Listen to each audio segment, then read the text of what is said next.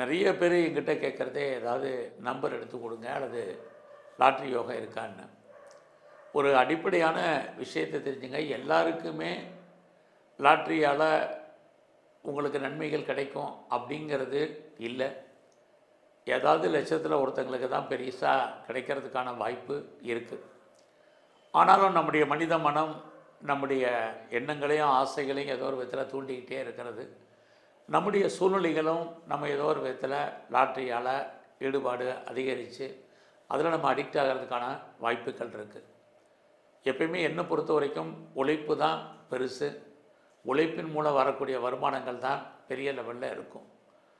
ஆனாலும் நிறைய பேருக்கு இந்த லாட்ரி வாங்கணுங்கிற எண்ணம், அது மட்டும் இல்லை, இன்றைக்கு இருக்கக்கூடிய காலகட்டத்தில் எல்லாருமே நம்மகிட்ட இருக்கிற பணத்தை ஏதோ ஒரு விதத்தில் ஷேர் மார்க்கெட்டில் இன்வெஸ்ட்மெண்ட் பண்ணி ரிட்டர்ன்ஸ் எடுக்கிறதுக்கான வாய்ப்பு இருக்கான்னு பார்க்கக்கூடிய காலத்தில் இருக்கிறோம்.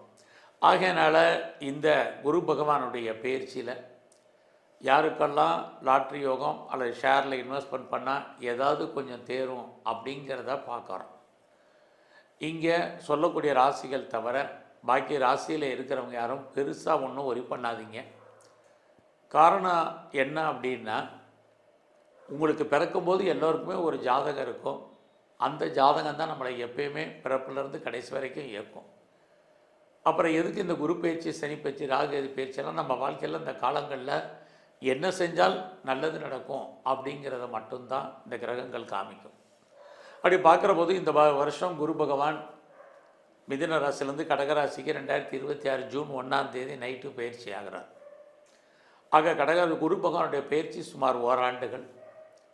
இந்த வருஷம் பார்த்திங்கன்னா அவர் அதிசாரம்னா முன்னோக்கி அக்டோபர் 31 சிம்ம ராசிக்கு வந்துடுறார்.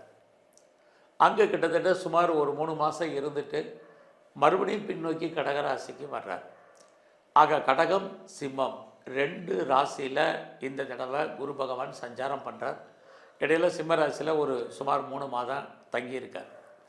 இதையெல்லாம் கணக்கில் எடுத்துகிட்டு பார்க்குற போது ஃபஸ்ட்டு நீங்கள் ரிஷப ராசி அல்லது ரிஷப லக்னத்தில் பிறந்திருந்தீங்கன்னா குரு பகவான் பார்த்தீங்கன்னா உங்களுடைய 3ஆம் இடத்துக்கு வர்றார். எப்பயுமே 3ஆம் இடம் நல்லா தெரிஞ்சுங்க, இறைவனுடைய அனுகூலம், அனுகிரகம்.